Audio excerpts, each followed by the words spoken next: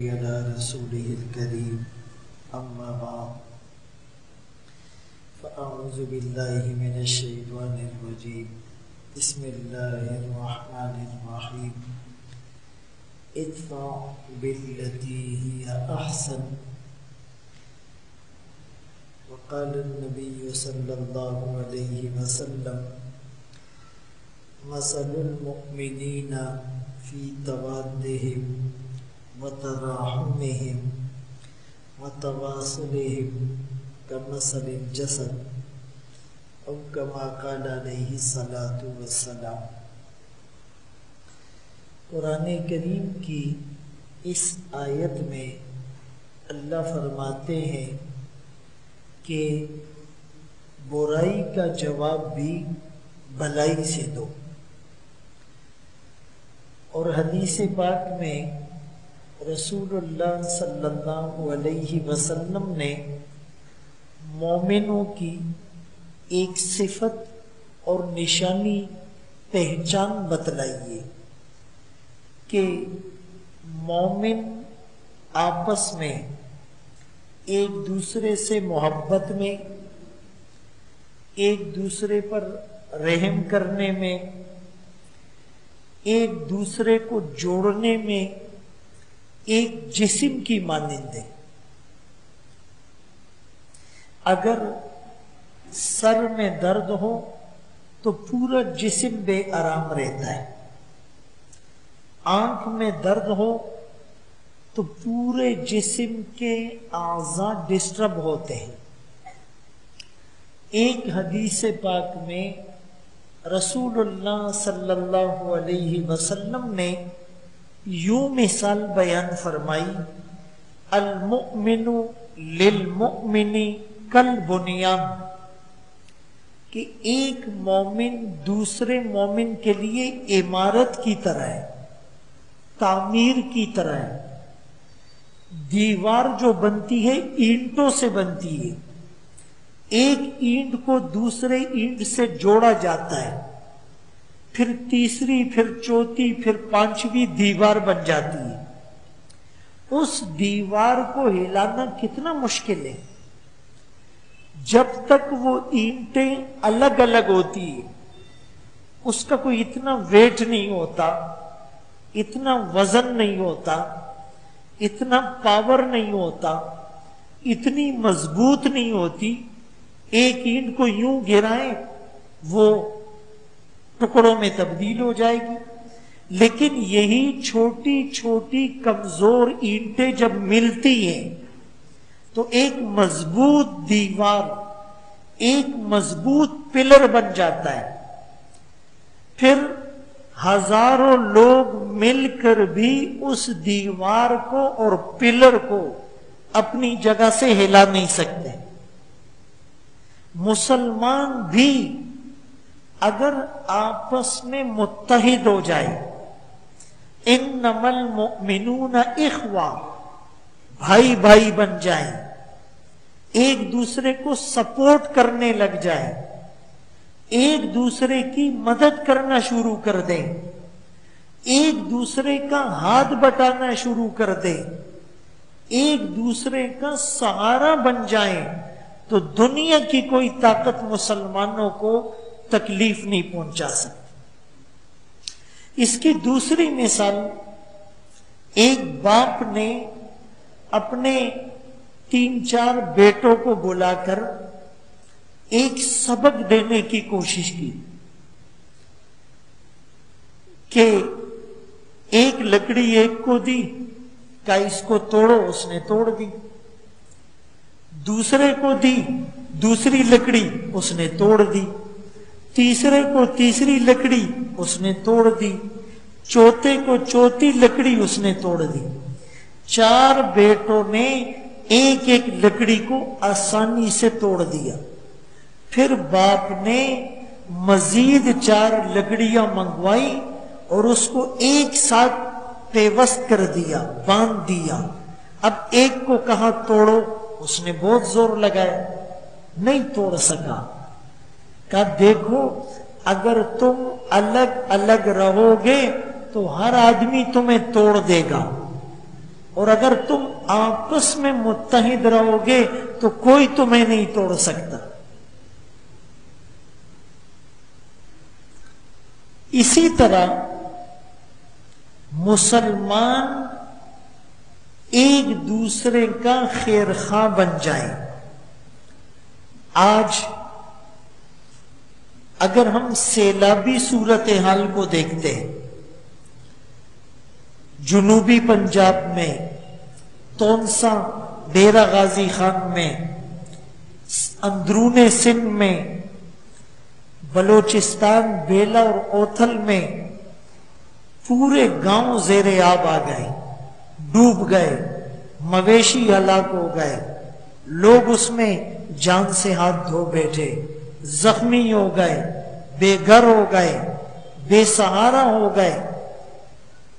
الحمدللہ مسلمان اپنی مدد آپ کے تحت راشن بھی پہنچا رہے ہیں، کھانا بھی پہنچا رہے ہیں، خیمے بھی لے کر جا رہے ہیں، ادویات بھی فراہم کی جا رہی ہے. لیکن مستحقین زیادہ ہیں، تعاون کم ہے. ضرورتیں زیادہ ہیں اور وسائل کم ہیں. تو ایسے موقع پر ہر آدمی اپنے استطاعت سے بڑھ کر حصہ ملائے تو بات بنے گی. یہی ایک مسلمان کی پہچان ہے اور یہی ایک مسلمان کی شان ہے. دوسری بات کہ آج کل جو حالات چل رہے ہیں، ابتر حالات ہیں، ایک دوسرے کو سب و شتم کیا جا رہا ہے، لعن طعن کی جا رہی ہے، گالیاں دی جا رہی ہے، ایک دوسرے کی تذلیل اور تحقیر ہو رہی ہے، لوگ ایک دوسرے کی عزتیں اچھال رہے ہیں، چاہے وہ سیاسی دنگل ہو یا وہ لسانی رنگ ہو یا وہ مفادات کی جنگ ہو. حالات دیکھ کر لگتا نہیں ہے یہ مسلمانوں کا ملک ہے، رویے دیکھ کر لگتا نہیں ہے یہ کرنے والے مسلمان ہیں. محمد الرسول اللہ صلی اللہ علیہ وسلم کا امتی دور سے بھی ہم نظر نہیں آتے. ایک زمانہ وہ تھا کہ مسلمان کو اپنا انٹروڈکشن نہیں کرانا پڑتا تھا کہ میں مسلمان ہوں اور میں محمد الرسول اللہ صلی اللہ علیہ وسلم کا امتی ہوں. نہیں، دور سے پتہ چلتا تھا.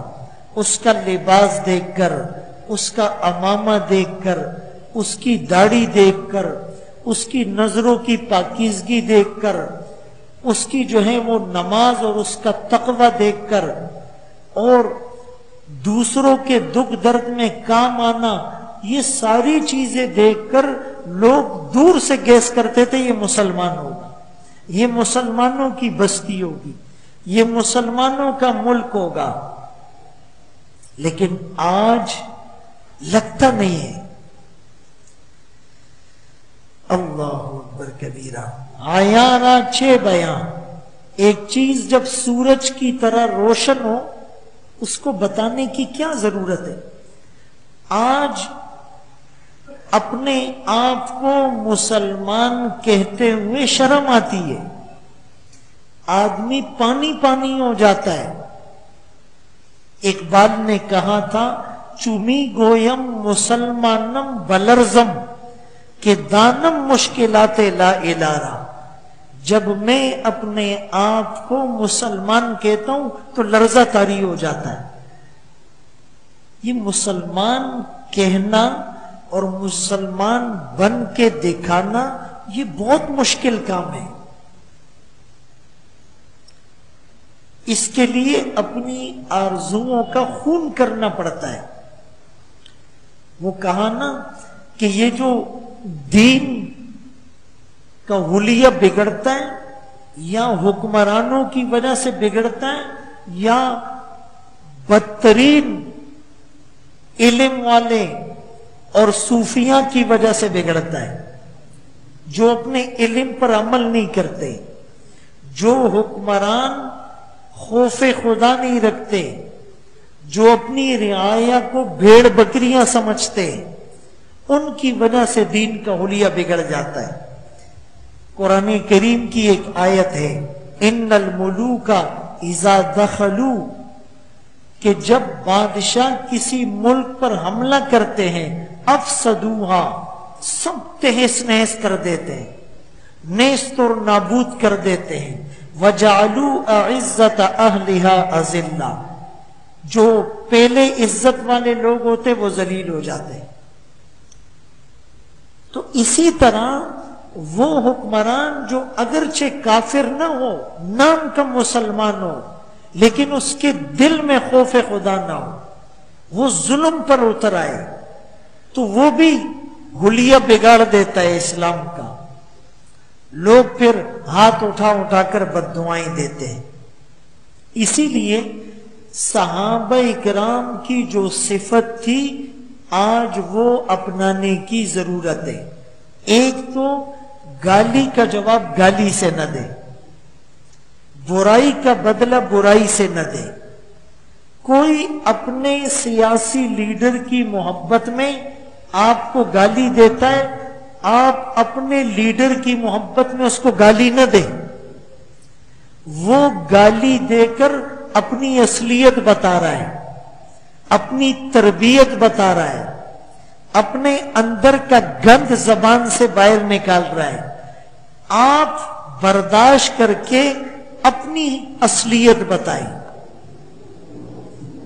آپ اپنے اندر کے ظرف کی پاکیزگی بتائیں، آپ ایک مسلمان ہونے کا پتہ اس کو دیں۔ لوگ کہتے ہیں نا کہ تم ایک گالی دو گے میں 100 دوں گا۔ ایک بزرگ نے کہا تم 100 گالیاں دو گے میں ایک بھی نہیں دوں گا۔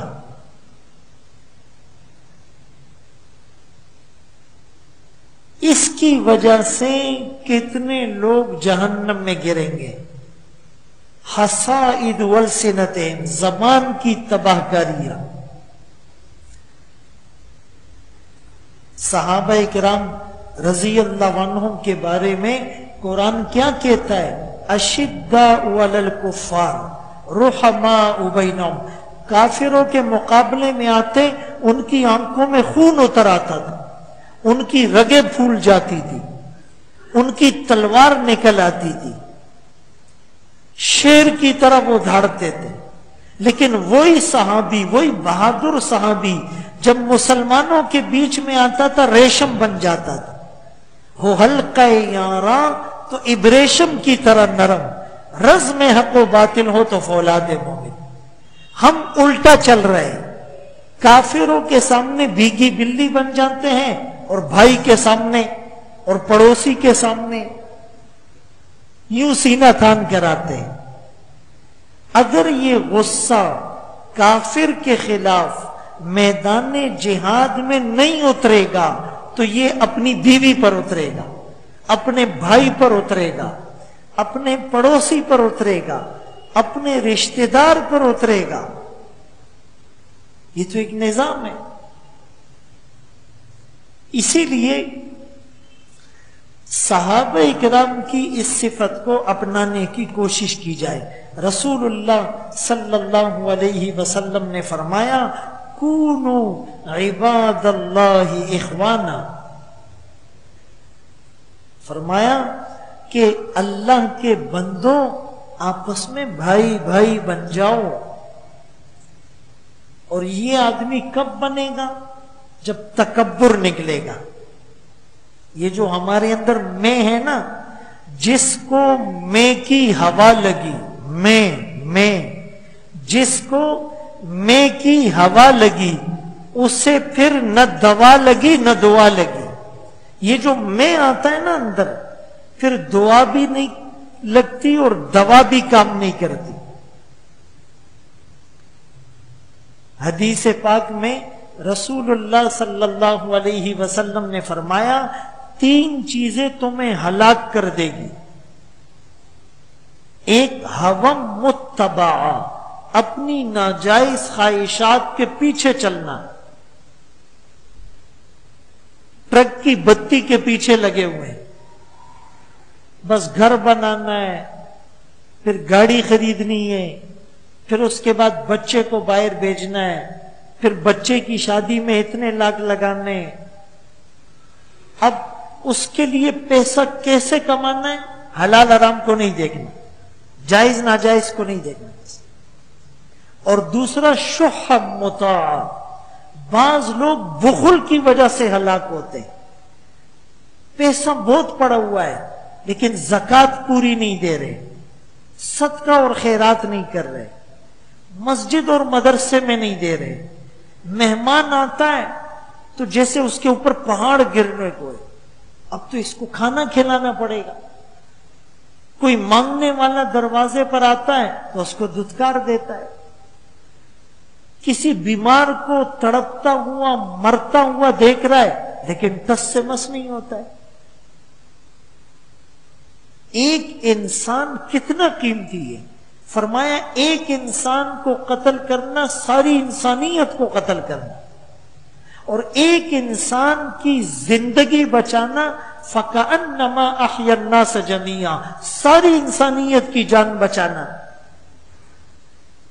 اب اس صورتحال میں کوئی وہاں جا کر سیلاب میں پھنسے ہوئے لوگوں کو نکال رہا ہے، کوئی انہیں راشن پہنچا رہا ہے، کوئی خود نہیں جا سکتا، لوگوں کے ساتھ تعاون کرتا ہے کہ ان کو راشن پہنچائے، کسی نہ کسی درجے میں تو اپنا حصہ ملائے۔ کل یہی لوگ ہمارے لیے سفارشی بن کر کھڑے ہوں گے،